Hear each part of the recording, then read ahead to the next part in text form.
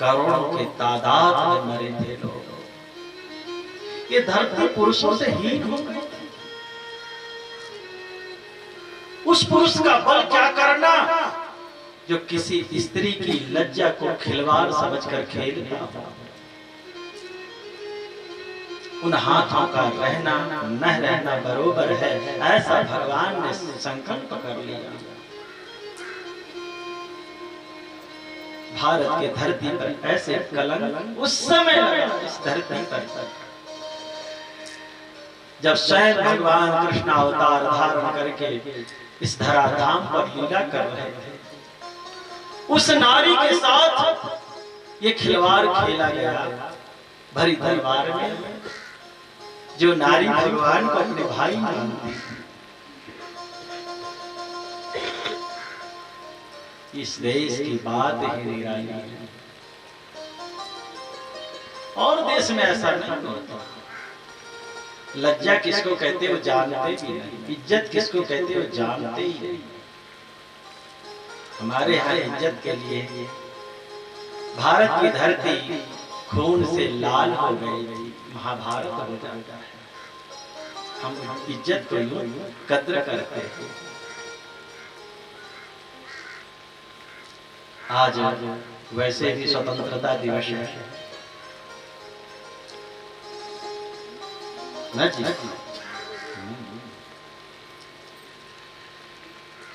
देश है तो शेष है, यही इस भारत की तो धरती है जहाँ सनातन धर्म फला फूला मिटा कर ही नहीं। अनेक संकटों से ये सनातन धर्म निकला। पूरी दुनिया सनातन धर्म को मिटाने पर तुल गई, पर फिर भी सनातन धर्म मिटा गया। यदा यदा हि धर्मस्य ग्लानिर्भवति भारत। अरे जिस धर्म की रक्षा करने के लिए भगवान संकल्प कर रहे हैं, उसको मिटा कौन सकता? कोई नहीं मिटा सकता, कोई नहीं मिटा सकता। देश से अपने धरती से प्रेम होना चाहिए। राष्ट्र धर्म जो निभाता है, हमारा धर्मशास्त्र कहता है उसके लिए स्वर्ग के दरवाजे देवता लोग खोलकर प्रतीक्षा करते हैं कि राष्ट्र धर्म निभाएगा। उसके दर्शन के लिए देवता लोग तरसते हैं और फूल बरसाने के लिए स्वर्ग के द्वार खोलकर खड़े रहते हैं। राष्ट्र धर्म ऐसा था। पितामह भीष्म के शरीर में इतने बाण। किसी ने पूछा था कि पितामह को कितना कष्ट हो रहा है, शरीर में एक बूंद पानी खून कुछ नहीं था, पर फिर भी पितामह प्राण नहीं त्यागा। भीष्म पितामह। किसी ने पूछा कितना कष्ट था, का कष्ट इतना था पितामह को कि 50,000 बिच्छू एक बार अगर शरीर में डंक मारे और जो पीड़ा हो वो पीड़ा हर समय पितामह भीष्म को था, पर फिर भी नहीं मर रहे थे। चाहते तो मर जाते, पर चाह ही नहीं रहे थे कि मैं मरूं, शरीर नहीं त्यागा, स्वेच्छा मृत्यु थी।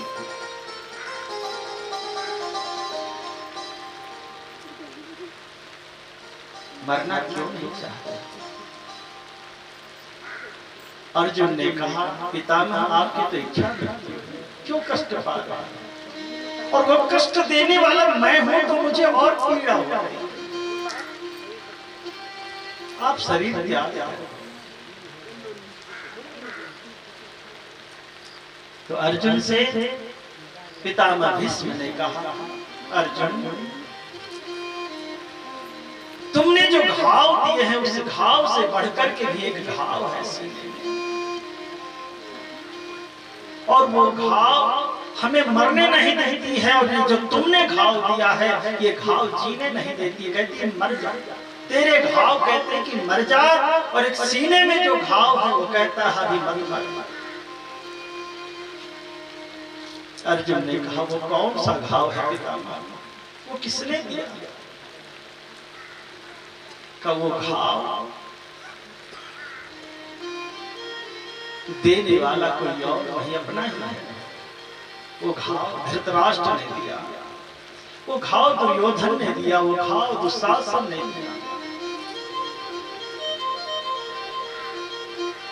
और वो घाव वो कहता है कि तू मर नहीं सकता। क्यों? क्योंकि तेरा राष्ट्र अभी सुरक्षित नहीं है। अगर तू मर जाएगा तो तेरा राष्ट्र असुरक्षित रहेगा। जब तक मैं अपने इस राष्ट्र को, अपने देश को किसी सुरक्षित राजा के हाथ में न देख लूं, तब तक मैं मर नहीं सकता। राष्ट्र धर्म ऐसा होता है। और जब युधिष्ठिर का राज्याभिषेक हो गया, धर्मराज युधिष्ठिर जब राजा बन गए, तब पितामह भीष्म का वो भाव मिट गया कि अब मर सकता हूं।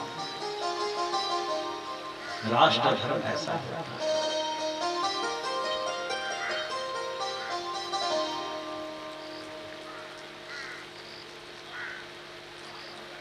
मेरे प्यारे वतन, है मेरे बिछड़े चमन, तुझ पे दिल कुर्बान है। मेरे प्यारे वतन, है मेरे बिछड़े चमन, तुझ पे दिल कुर्बान। मेरे प्यारे वतन, है मेरे बिछड़े चमन, तुझ पे दिल कुर्बान। तू ही मेरी आरज़ू, तू ही मेरी आबरू,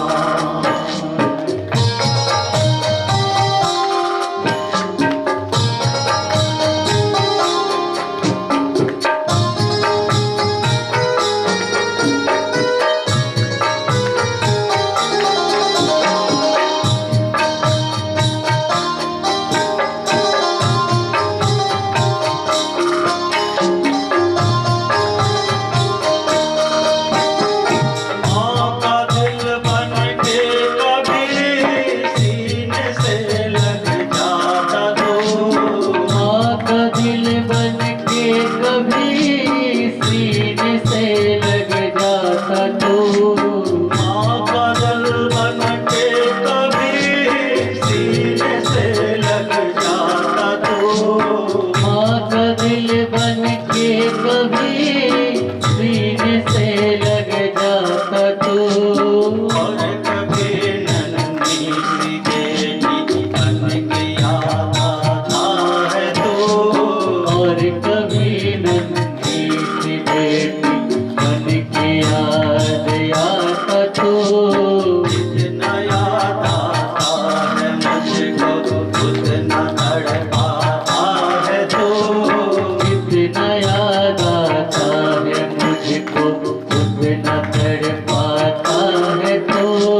तुझ पे दिल कुर्बान है मेरे प्यारे वतन, है मेरे बिछड़े चमन, तुझ पे दिल कुर्बान। तो ही मेरी आरज़ू, तो ही मेरी आरज़ू, तुझ पे दिल कुर्बान। तू ही मेरी आरज़ू, तू ही मेरी आवरो, तुझ पे दिल कुर्बान।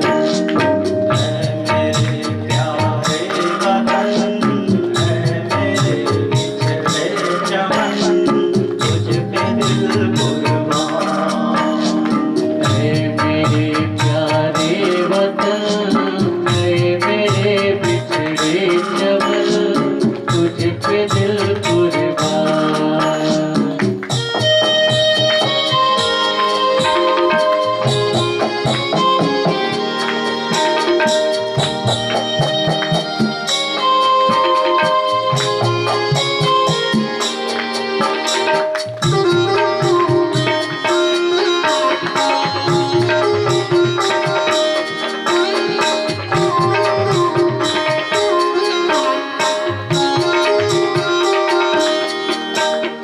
छोड़ कर तेरी जमी को दूर आ पहुँचे हैं हम। छोड़ कर तेरी ज़मीं को दूर आँखों से है हम। छोड़ कर तेरी जमी को दूर आ पहुँचे हैं हम। छोड़ कर तेरी ज़मीं को दूर आँखों से है हम। फिर भी है ये तमन्ना तेरे चरणों की कसम। फिर भी है यही तमन्ना तेरे चरणों की कसम। हम जहाँ पैदा हुए उस जगह ही निकले दम। हम जहाँ पैदा हुए उस जगह ही निकले दम। तुझ पे दिल कुर्बान। है मेरे प्यारे वतन, है मेरे बिछड़े चमन, तुझ पे दिल कुर्बान। तू ही मेरी आरज़ू, तू ही मेरी आवरो, तुझ पे दिल कुर्बान। तू ही मेरी आरज़ू, तू ही मेरी आवरो, तुझ पे दिल कुर्बान। है मेरे प्यारे वतन, है मेरे बिछड़े चमन, तुझ पे दिल कुर्बान। है मेरे प्यारे वतन, है मेरे बिछड़े चमन, तुझ पे दिल कुर्बान। है मेरे प्यारे वतन, है मेरे बिछड़े चमन, तुझ पे दिल कुर्बान। तुझ पे दिल कुर्बान। तुझ पे दिल कुर्बान। ओ तुझ पे दिल कुर्बान। इस धरती को नमन, बारंबार नमन। जिस धरती पर भगवान अवतरित होते हैं, जिस धरती पर यशोदा जैसी माता जन्म लेती हैं, कौशल्या जैसी माता जन्म लेती है, जिस धरती पर कुंती जैसी माता जन्म लेती हैं, द्रौपदी जैसी सहनशील नारी जन्म लेती हैं, हमें गर्व है कि हम इस धरती पर हमने भी जन्म लिया है। प्रसन्नता, कुछ पाया था ना पाया, और इस भारत की धरती पर जन्म अवश्य पाया। इससे बढ़कर के सौभाग्य क्या हो सकता है? इस बात का गर्व होना चाहिए। उस धरती पर हमने जन्म लिया, जिस धरती पर जन्म भगवान भी लेते हैं, और कहीं भगवान जन्म नहीं लेते।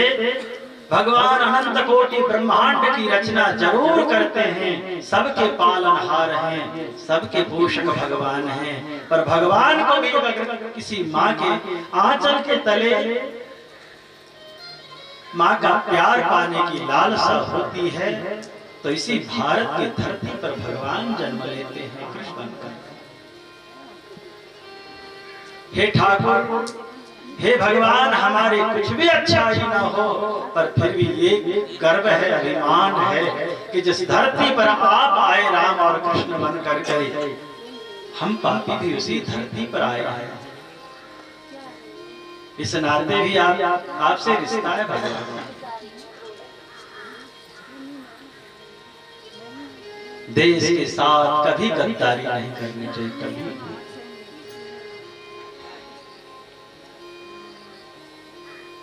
देश के गद्दार को भगवान कभी माफ नहीं करते। दान धर्मान राजधर्मान, राजधर्म जो निभाता है उसके चरणों में भगवान खड़े होते हैं। पितामह अंतिम सांस तक राजधर्म निभाए तो भगवान चरणों में जाकर खड़े हो गए। सदैव देवो प्रतीक्षताम् यावदिदं कलेवरं हीनोम्यहं प्रसन्न हासारुणलोचनोल्लसन्।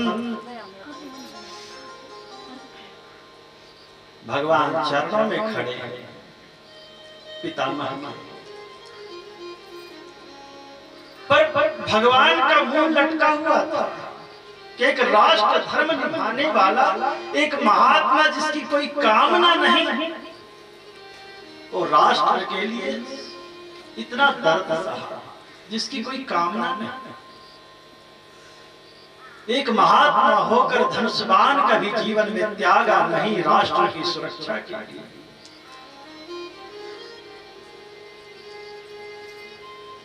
ऐसे महात्मा के जाते समय, पितामह भीष्म के जाते समय भगवान के आंखों में आंसू और खड़े हैं चरणों में कि हे राष्ट्र धर्म निभाने वाले, आप इस श्री कृष्ण से ऊपर हो। ये भगवान तुम्हारे चरणों में खड़ा है।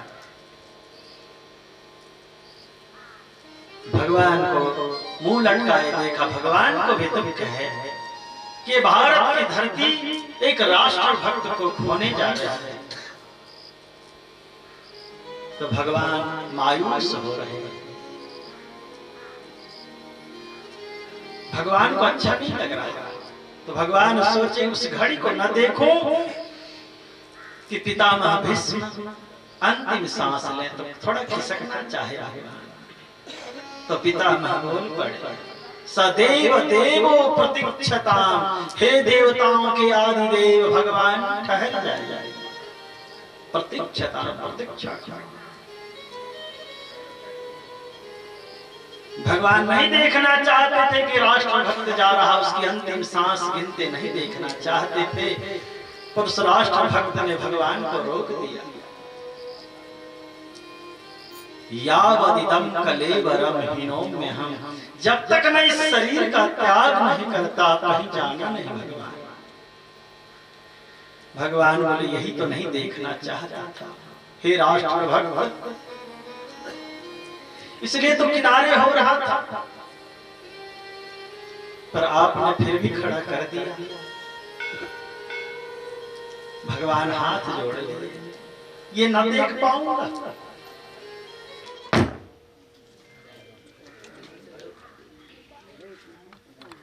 मायूस हो जाता। भगवान उस दृश्य को नहीं देखना चाहते थे, तो भगवान का मुंह लटक गया। तो पितामह भीष्म बोले, प्रसन्नः सारुणलोचनोल्लसन् मुखाम्बुजो चतुर्भुज हे प्रभु प्रसन्न हासारुणलोचनोल्लस। ये आंखों में आंसू नहीं, चेहरे भी प्रसन्न, मुख भी प्रसन्न और आंखों में आंसू। मुखाम्बुज, मुख भी आपका लटका हुआ हुआ, मुख भी खिला हुआ होना चाहिए। मैं तो संसार छोड़कर जा रहा हूं, सो भगवान आपको हंसते तो देख के जाओ। चतुर्भुज रूप में मुझे दर्शन दीजिए, प्रसन्न चित्त होकर। भगवान पितामह की उस इच्छा को पूर्ण करते तो राष्ट्र धर्म ऐसा होता।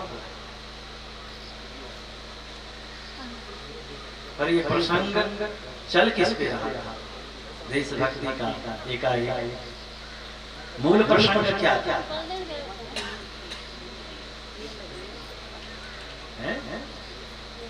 जिस पे हम देशभक्ति पर आ गए,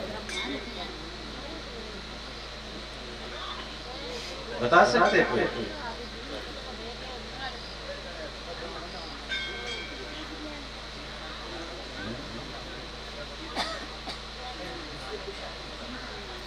नहीं, ये मूल प्रसंग चल रहा था माया पर।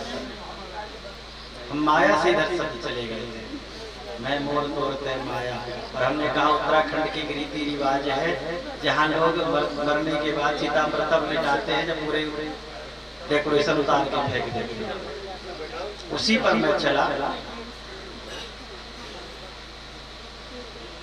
कि मृतक व्यक्ति का भी, और अगर वो बहन हो, बुआ हो, बेटी हो, तो उन्हें तो वैसे भी निर्वस्त्र नहीं करना चाहिए। अरे जब सब कुछ जल रहा है तो चारों ओर कपड़ा भी जल जाएगा तो क्या बिगड़ा, जब शरीर नहीं जल रहा। मर गई भले, बेटी तो बेटी ही है, जिंदा हो चाहे मुर्दा हो, बेटी तो बेटी ही है। माँ तो माँ ही है, बहन तो बहन ही है। तो बहन की लज्जा बचाने के लिए भगवान ने महाभारत कर दिया। वो बहन मर भी गई हो तो पर भी उसे निर्वस्त्र नहीं करना चाहिए। मैं इसी शब्द पे देखो, पीढ़ी दर पीढ़ी चली आ रही, इसका मतलब ये नहीं होता कि वो उचित है। पीढ़ी दर पीढ़ी चली आ रही है तो रीत ही हो, कुरीत ना हो, इसका कोई गारंटी नहीं है। कोई शास्त्रीय प्रमाण अगर हमें कोई, मैं उत्तराखंड के जो भी सुन रहे हैं और जहां तक मेरी आवाज जाए, अगर किसी ब्राह्मण के पास, पंडित के पास, ज्ञानी के पास ऐसा अगर प्रमाण हो कि मरने के बाद मुर्दे को निर्वस्त्र करके जलाना चाहिए, तो प्रमाण दिखाएं तो मैं अपने बात को वापस ले लूंगा। हमने तो प्रमाण दिया कि बहन की इज्जत बचाने के लिए भगवान ने महाभारत का युद्ध किया। चीरहरण का काम, निर्वस्त्र करने का काम दुशासन ने किया था, तो भगवान ने द्रौपदी की लज्जा बचाई, वस्त्रावतार धारण किए भगवान। और जिन हाथों से ये नीच कर्म किया गया था, उस हाथ को भी भगवान ने महाभारत के युद्ध में उखड़वा दिया था। जिस सीने में इतनी बड़ी साहस पैदा किया उस दुष्ट ने, दुशासन ने, उसको भी उखड़वा दिया था। भगवान ने सीना फाड़वा दिया था भीम के द्वारा। अगर किसी के पास प्रमाण हो कि बहन बेटी मरे तो उसके कपड़े उतार के ही जलाना चाहिए, तो हमें अवश्य दिखाए। शास्त्र का कोई प्रमाण हो, मेरे हिसाब से ये कुरीति है, ये रीत नहीं।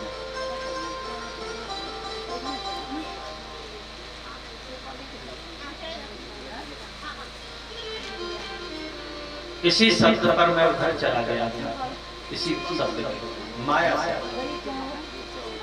और मूल प्रसंग ये था कि व्यास जी अपनी पत्नी पिंगला के गर्भ में जो बालक है उससे समाधि अवस्था में बात कर रहे थे। और उस बालक ने कहा था कि मैं इसलिए जन्म नहीं लेता हूं क्योंकि माया ने मुझे पकड़ा है। और फिर माया का शब्द में वर्णन करने लगा तो यहाँ तक बात पहुंच गई देशभक्ति की। अरे भैया, हमारे अंदर कोई चीप थोड़े न लगी है। हाँ, हम कंप्यूटर थोड़े ना लोड कर रखा है वैसे बदले। हम तो पूछते हैं आप लोगों से कि आप क्या सोच रहे हैं, हमें सभी आप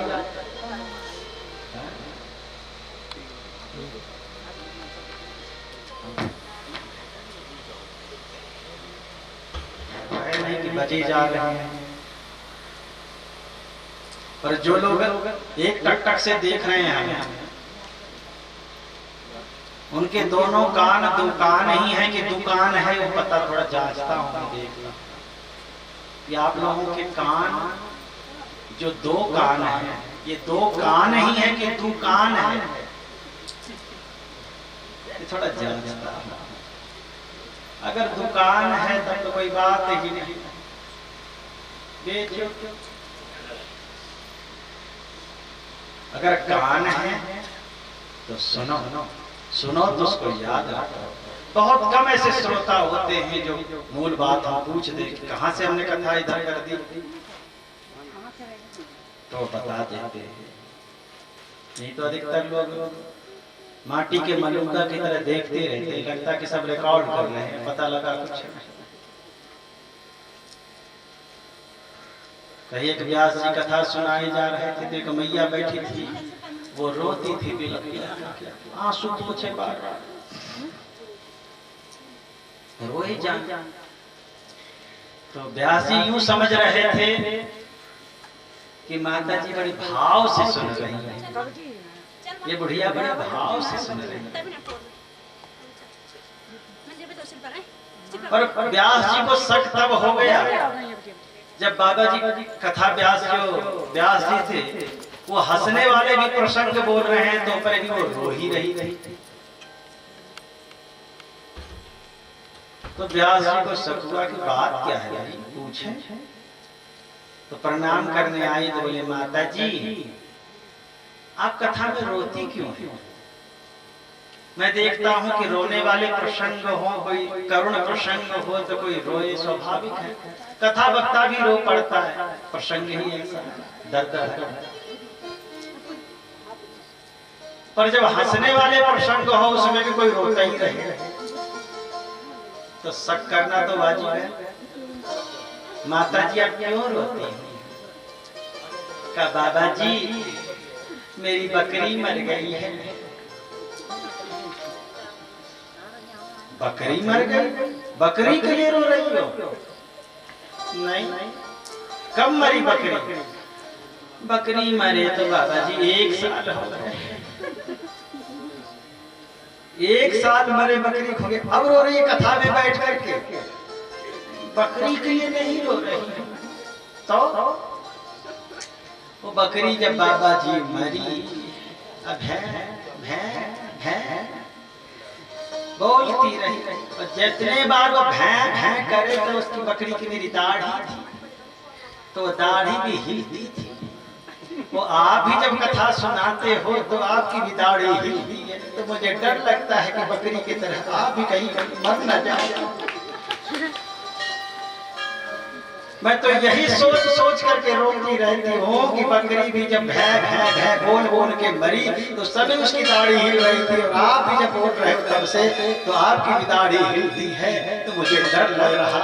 मैं रो रही हूँ आपके लिए रो रही हूँ, कहीं आप भी कहीं मरने वाले तो नहीं।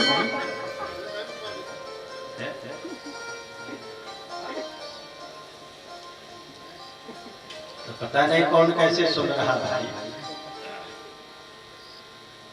सुनो तो उसको ध्यान रखो। भगवान वेद व्यास जी ने पूछा उस बालक से, गर्भ में जो बालक है, तो कहा कि माया से मैं डरता हूं इसलिए जन्म नहीं लेना चाहता। वेद व्यास जी ने समझाया कि माया तो उसको न चाहती, जो माया को पहचानता नहीं, जो भगवान से प्रेम नहीं करता उसको माया न चाहती।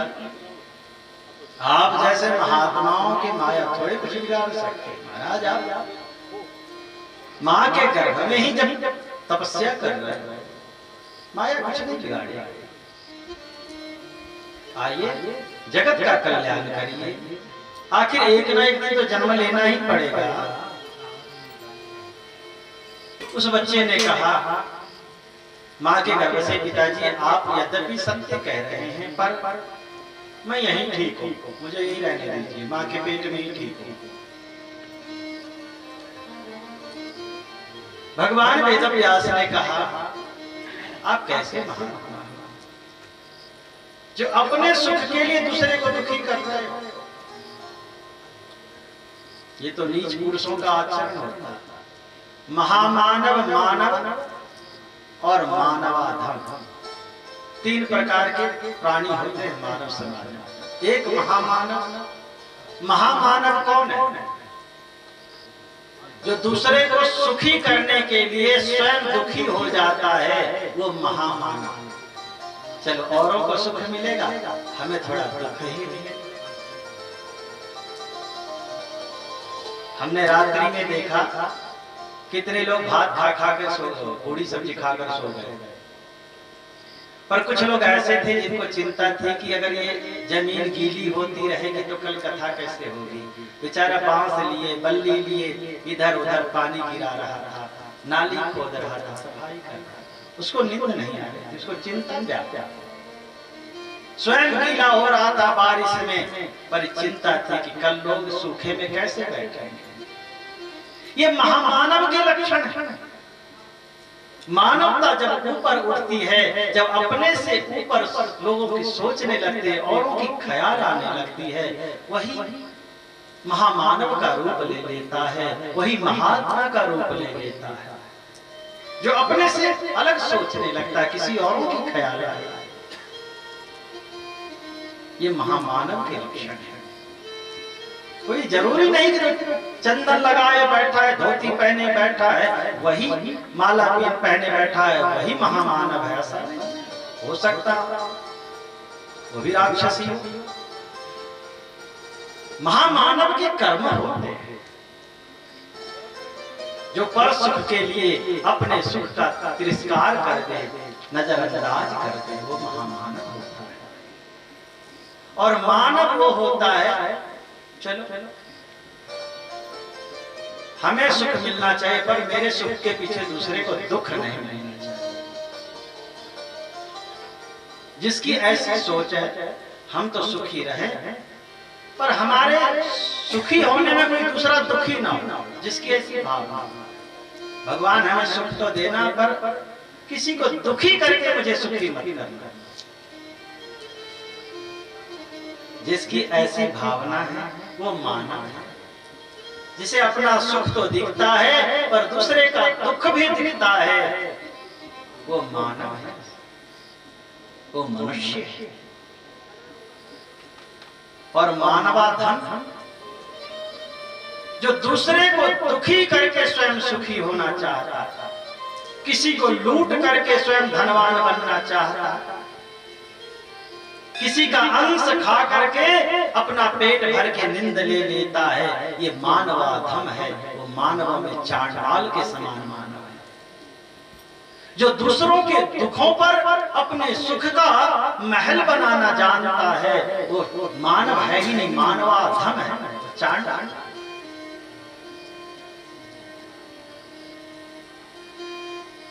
जो दूसरे के आंसुओं पर अपने सुख की रोटी सेकता है, वो मानव भला कैसे हो सकता है?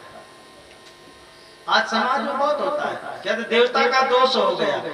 देवता भी ऐसा कहता कि बकरा लाओ, एक प्राणी का गला काट दिया, मेरी बीमारी ठीक हो जाए। ये मानवाधर्म का आचरण है, चांडालों का आचरण है। किसी का गला कटाओ, तुम्हारी सिर्फ बीमारी ठीक हुई, फिर उसको भूज भाज के खा गया तो बीमारी तो ऐसे भी ठीक हो।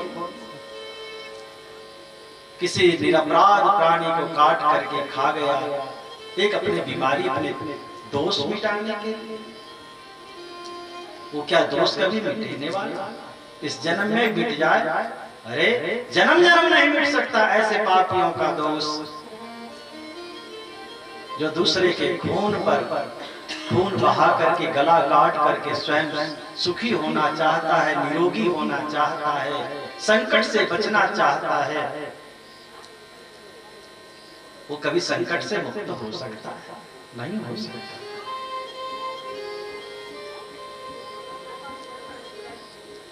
और मानवों में भी ये तो 3 क्वालिटी है, एक और होते हैं इससे भी खतरनाक।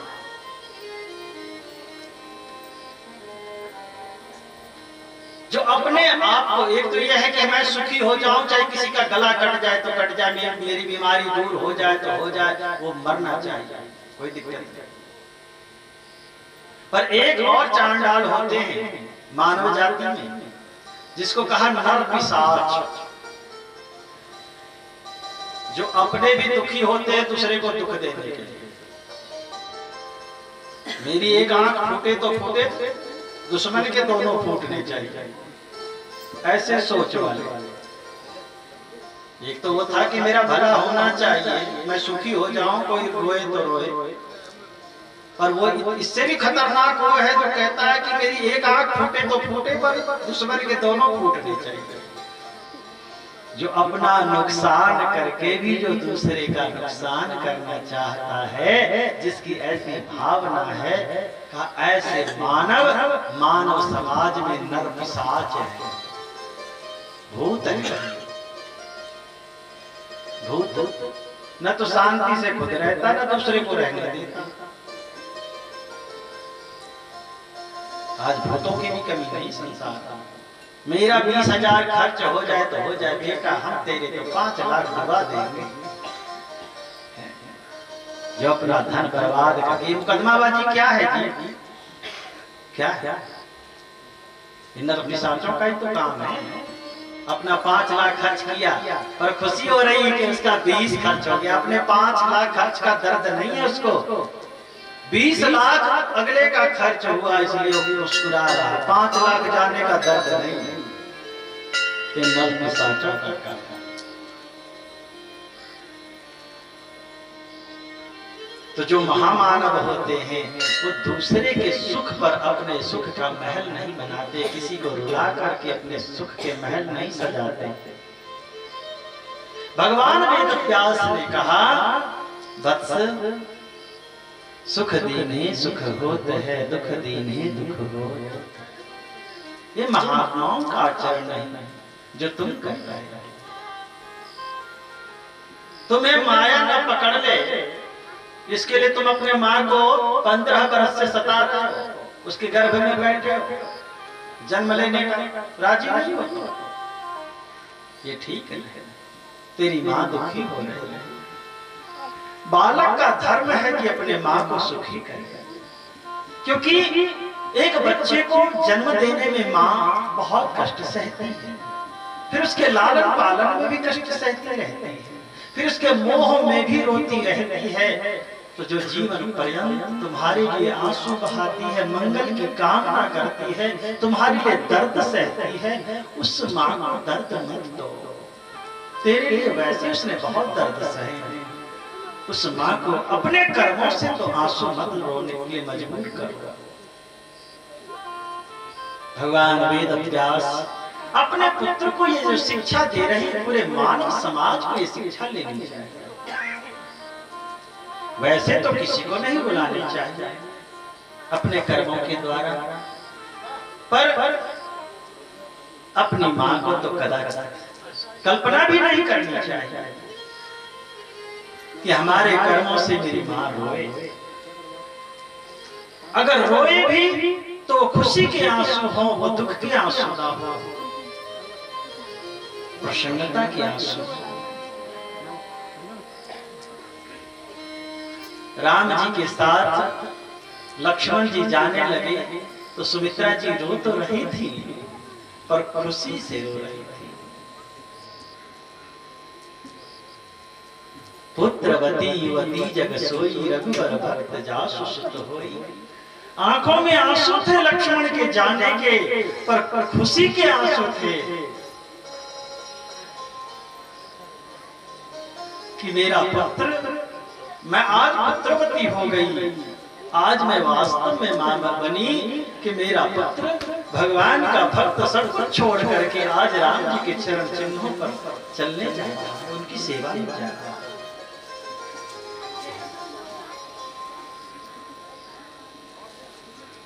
बोले भागवत भगवान की। समय आने पर उस बालक ने जन्म लिया, यानी 16 वर्ष जब पूर्ण हुए तब उस बालक ने जन्म लिया। पर जन्म लेते ही यम प्रवजन्तमनुपेतमपेत कृत्यम द्वयपायनो विरह कातराजुहाव पुत्रेति तनमयतया तरवोभिनेन्दु तं सर्वभूतहृदयं मुनिमानतोऽस्मि। यम प्रवजन्तमनुपेतमपेत कृत्यम, वो बालक माँ के गर्भ से जैसे बाहर आया कि अपने योग बल से वो शरीर को छोटा करके बैठा था माँ के गर्भ में, 16 वर्ष का हो गया और माँ के गर्भगत गंदगी जो शरीर में लगी थी उसे धोने का भी, साफ करने का भी अवसर नहीं दिया। वहां जो दासियां खड़ी थी, यम प्रवजन्तमनुपेतमपेत, चल पड़, बालक उठा और जंगल को चल पड़ा। भगवान वेदव्यास जी पीछे पीछे दौड़ते रहे, पर उस बालक ने उठ के देखा।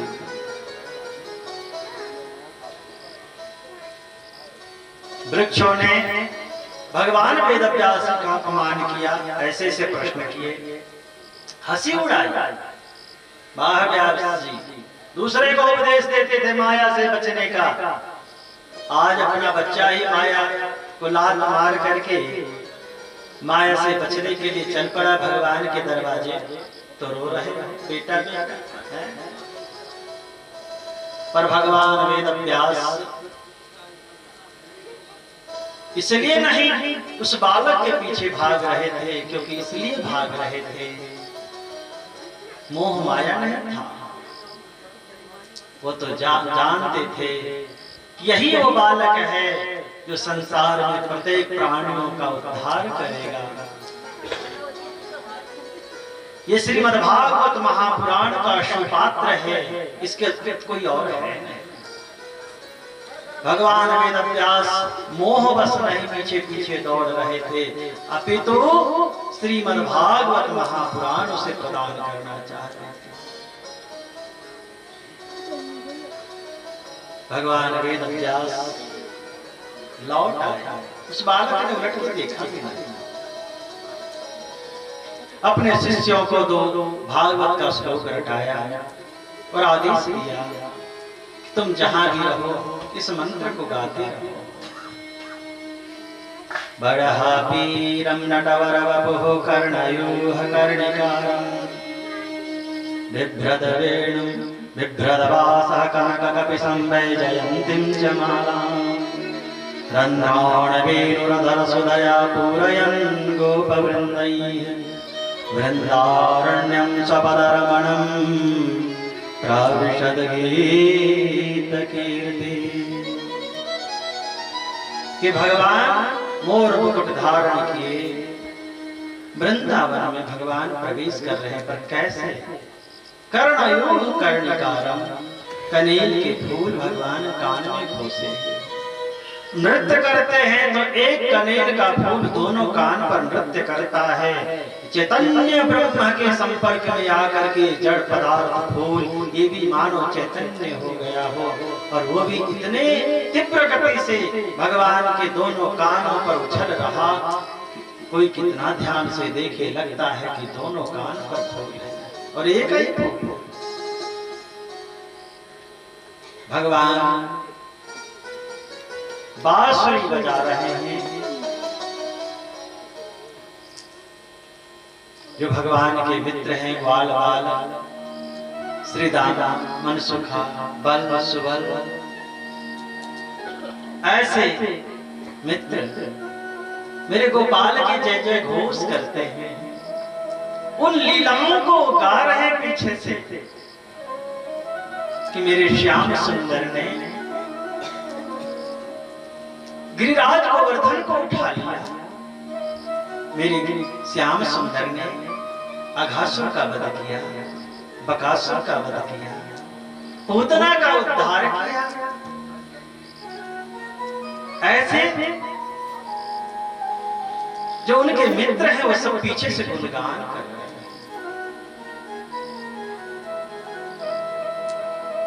भगवान अपने ग्वाल बालों मित्रों के मुखारविंद से अपना गुणगान सुन रहे हैं और वृंदावन में प्रायश्चित विचरण कर रहे हैं, प्रवेश कर रहे हैं, कभी इधर से कभी उधर से। इतने सुंदर है भगवान। महामुनि सुखदेव व्यास नंदन जो जन्म लेते चले गए थे उनका नाम सुखदेव रखा। बोले महामुनि सुखदेव जी महाराज की जय हो। जो 16 वर्ष तक मांगी कर